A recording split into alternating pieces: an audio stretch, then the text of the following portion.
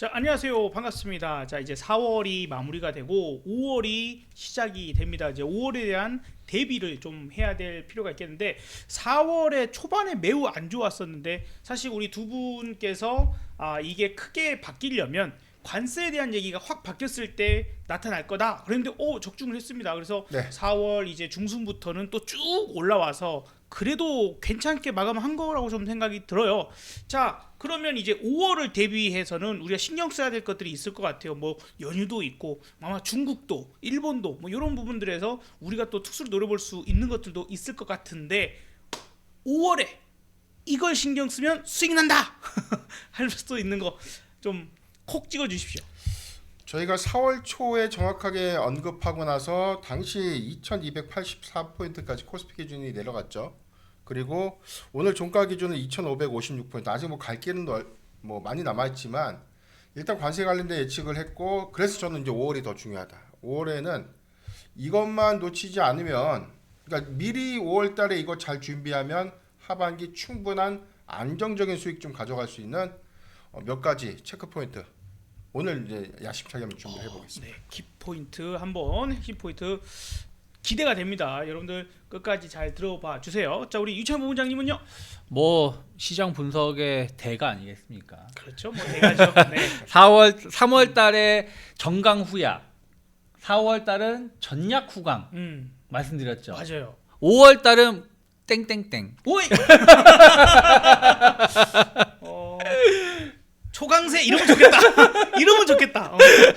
적중했으면 좋겠다. 네, 그거 이따가 말씀드리겠습니다. 네, 알겠습니다. 그러면 이제 말씀해 주려고 하셨던 거 뭘 그렇게 또 애둘러서 얘기를 하셨는데 이제 하나씩 뽑아보죠. 자, 핵심 키워드 뭐 생각하세요? 네, 일단 좀 관세가 가장 큰 아직까지 잔불이죠. 우리가 불로 따지면 일단 뭐 크게 이제 연기가 났다가 지금은 소강 상태에서 약간의 이제 이 불이 꺼질 것이다라는 어떤 기대감, 이런 것들이 4월 중후반에 좀 나타나줬다고 하면 명확하게는 이 관세가 아직은 리스크가 해소되지는 못했다고 보는 게 맞지만, 그러니까 종국적으로는 그래서 이제 5월 장세가 더 중요하다고 봅니다. 그래서 저는 뭐 제 개인적으로는 1분기보다는 2분기가 우리가 투자하기에는, 또는 우리가 지금부터 늦지 않게 잘 우리가 종목을 잘 추려간다면 충분히 기회를 좀 잡을 수 있는 가장 중요한 달이 이제 5월이 좀 되지 않을까라고 볼 수 있겠는데, 일단 주도주 수급을 보면 최근에 이 주도주의 어떤 수급이 굉장히 좀 정체의 흐름도 보여주고 있죠. 뭐 모건 스탠리가 갑자기 뭐 빙산, 메모리 빙산이 다가온다.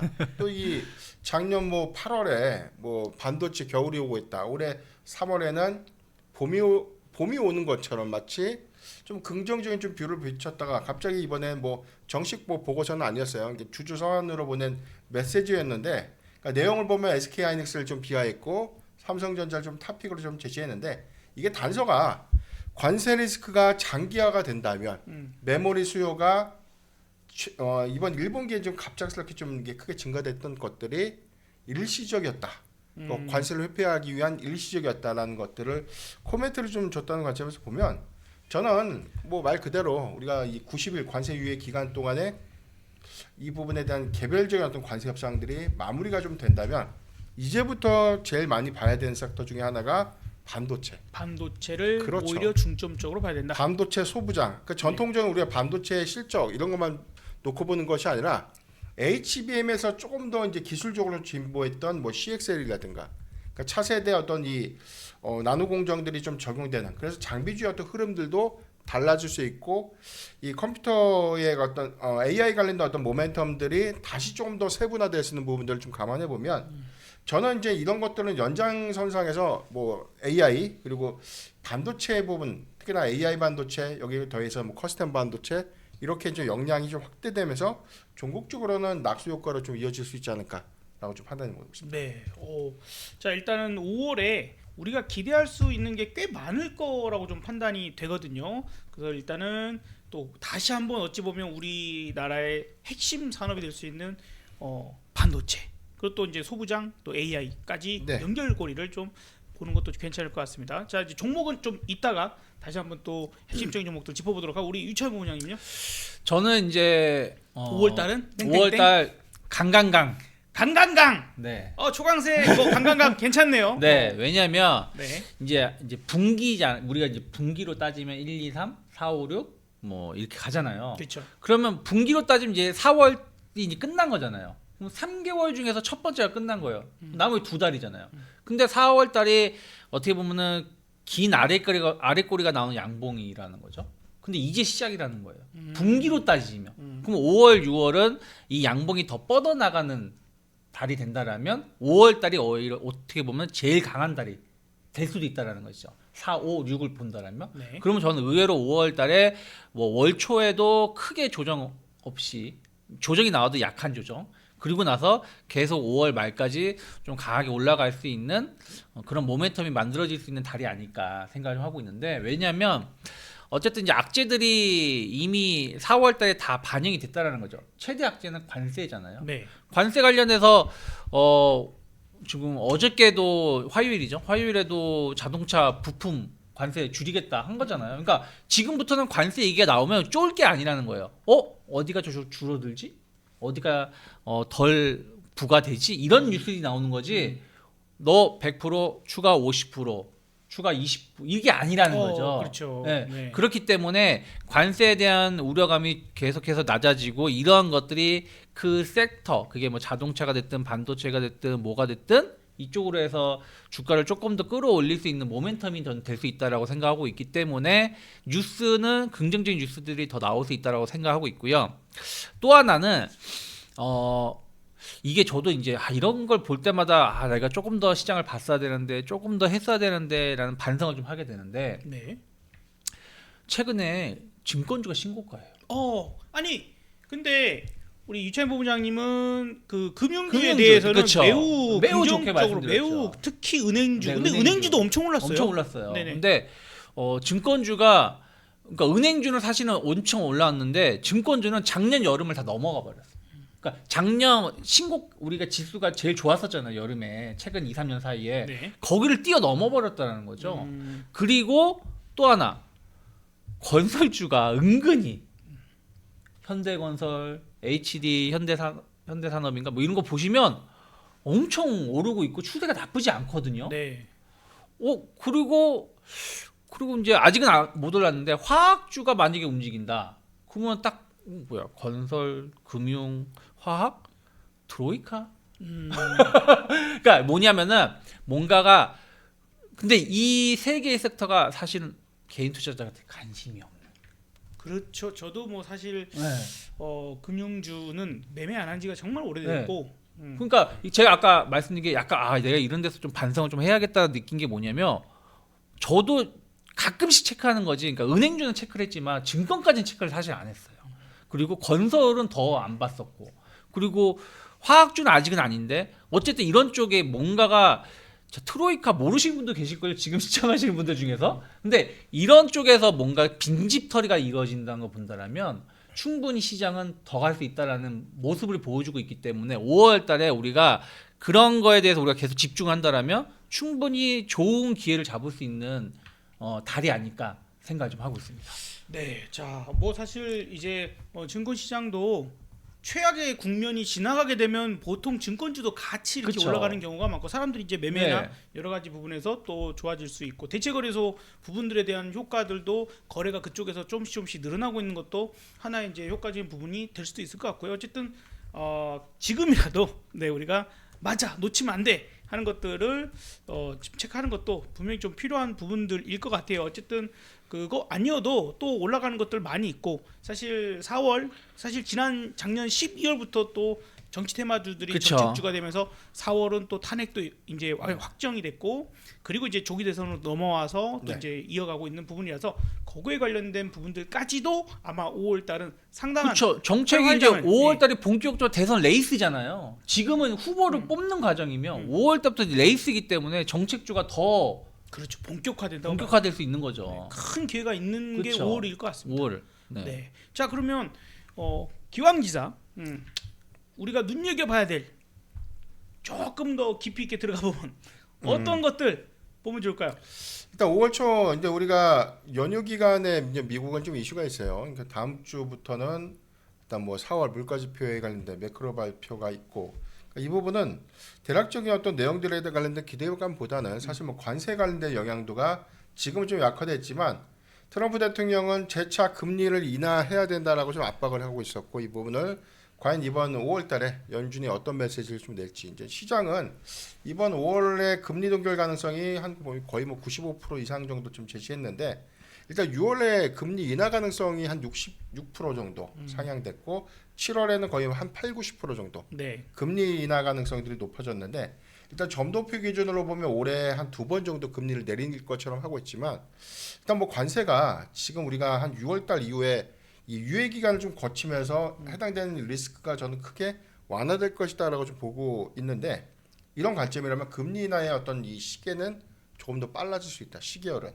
그러니까 이 인하의 어떤 횟수도 2회가 아니라 한 3회에서 한 4회까지 늘어날 수 있는 점들을 감안해 보면 이 부분은 빅테크 뭐 국내 기업 국내 섹터에서도 뭐 제약바이오 반도체 섹터에 왜냐면은 과거에는 이 금리의 어떤 연동 효과가 좀 가장 컸던 게 제약바이오 섹터인데 지금 매파적 금리가 이 AI 인프라 투자와 좀 맞물리면서 역시나 이 부분도 크게는 반도체 수급에도 약간의 이제 영향을 좀 끼치기 시작했다는 관점에서 금리 인하 관점은 우리가 6월에 대선 이후에 이 대형주 수급으로 좀 전환될 수 있을 때에 대한 부분 그래서 저는 이 부분을 좀 중점적으로 좀 봐야 되지 않을까 그리고 한 5월 19일 날 이 젠슨항 CEO의 컴퓨텍스 2025 기조연설이 있습니다. 그러니까 이런 일정 모멘텀들이 지금 현재는 뭐 기술주들의 어떤 수급이 크게 좀 반영되고 있지 못했던 그런 아쉬움들은 좀 있지만 어느 뭐 전환점 내지는 터닝 포인트가 저는 분명히 있을 거라고 봐요. 그러니까 이런 부분들은 현재 정체된 수급에서 주도주가 힘을 내줘야만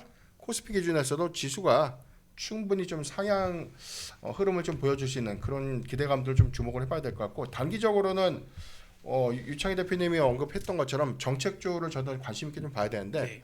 이게 우리가 전통적인 뭐 정책, 저출산, 교육, 일자리 이런 부분들보다는 세분화된 뭐 강국위원회에서 최근에 나왔던 뭐 비대면 의료라든가 AI 정책들, 그다음에 뭐 컨텐츠 관련된 육성 정책 이런 것들이 다시금 최종 뭐 여권과 야권의 이 대선 주자가 최종적으로 좀 확정이 되고 나서 뭐 이 토론회가 아마 한두 차례 이상 개최가 좀 되면 여기서 세분화된 공약이 추가적인 어떤 기대감을 좀 작용하지 않을까. 그리고 5월 1일 내일 이재명 전 대표의 대법원 이 생중계, 네네 생중계 예, 대법원 선거법 위반 최종 이 대법원 선고를 좀 앞두고 있기 때문에 이 부분에 관련된 어떤 이 정책의 어떤 영향들은 굉장히 좀 크게 나타나지겠지만 만약에 사법 리스크를 완전하게 좀 떨어낸다면 정책주가 조금 더 수급적으로 좀 탄력받을 수 있기 때문에 단기적으로는 좀 관심 있게 좀 봐야 되지 않을까라고 좀 판단합니다. 만약에 그 사법 리스크를 완전히 떨어내는 상황이 나온다면 저는 이거 초급등으로 봐요. 저는 개인적으로는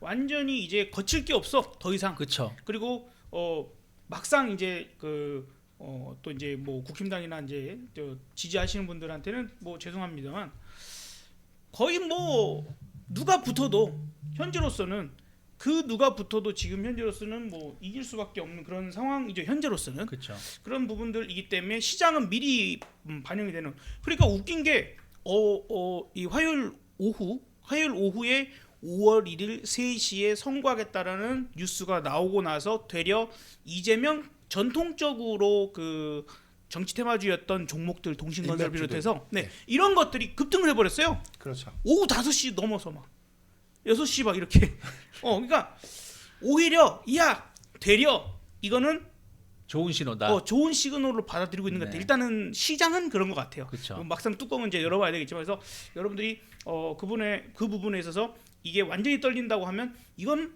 엄청난 그 정책주들의 강력한 초강력 드라이브가 다시 확 걸릴 수 있는 그런 상황이라고 좀 보여지니까 뭐 오늘 상한가간 종목도 있었죠. 네. 형제 INC 같은 건. 그래서 겁먹을 게 아닐 거야라고 저는 판단합니다. 네, 저는 이제 제가 상당히 이재명 그 정책주 뭐 정치 테마주로 좀 요번에 크게 재미를 좀 봐가지고 5월달에 한 번 더 크게 되지 않을까 기대 좀 해보겠습니다. 관련된 얘기는 또 종목들을 또 이따가 또 살펴보도록 하고 자 우리 유창호 부장님은 네. 조금 더 우리 또 해주셨던 이야기들에서 네. 조금 깊이 들어갑시다. 네. 그래서 이제 시장에 대해서 저 일단 좋게 보고 있어요. 좋게 보고 있으면 지금 잘 가고 있는 쪽이 더 힘을 낼 수 있다 생각을 좀 하고 있어요. 그러면 일단은 저는 대신에 지금 잘 가고 있는데 조금의 조심스러운 거는 조선하고 방사는 좀 조심하자.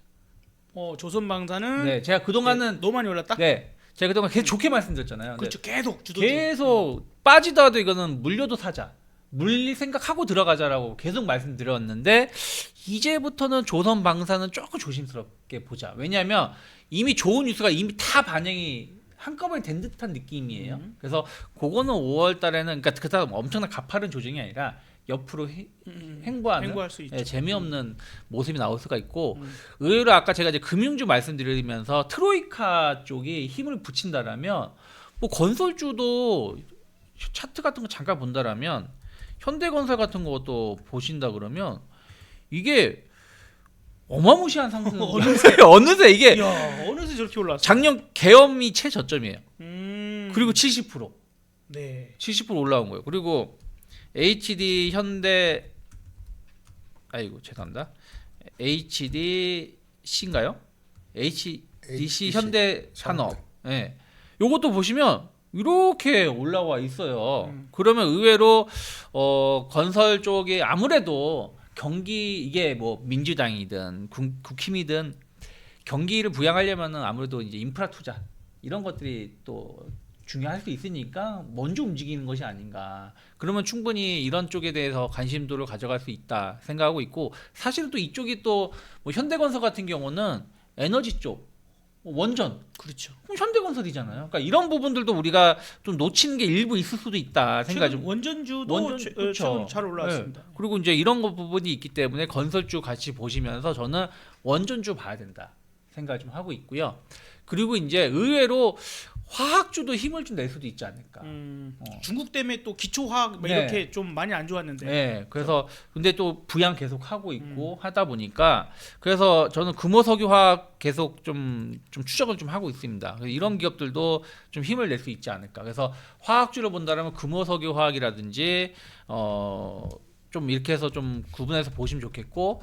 그리고 경기에 좀 민감한 쪽을 네. 보시면 좋겠고 건설주라든지 은행주도 저는 버리면 안 된다 생각을 좀 하고 있어요. 그래서 은행주를 보실 때는 뭐 KB금융 뭐 이런 쪽도 좋고 카카오뱅크 같은 경우도 충분히 지금은 이제는 뭐 확인 자리다. 저점이 이제 확인됐다. 바닥이. 계속 횡보잖아요. 네네. 횡보하면서 올라오는 거기 때문에 이런 기업들도 5월 달 좀 기대해 볼 수 있지 않을까. 그래서 좀 굵직굵직한 쪽에 대해서 우리가 관심을 갖고 핵심 키워드는 이따가 또 한번 말씀드리도록 하겠습니다. 네. 자, 5월 달에 뭐 우리 두 분뿐만 아니라 저도 상당히 큰 강세장으로 펼쳐질 것을 예상을 좀 해 봅니다. 사실 4월 하락하고 조금 반등 나왔을 때만 해도 관세에 대한 이야기가 큰 스탠스를 바뀌지 않은 상태에서는 다시 내려갈 수 있어. 아직은 조심해야 돼. 이런 얘기를 저도 쭉 했다가 말을 딱 바꾸게 된 게 저도. 근데 이제 이걸 안 바꿀 수는 없어. 그렇죠. 왜?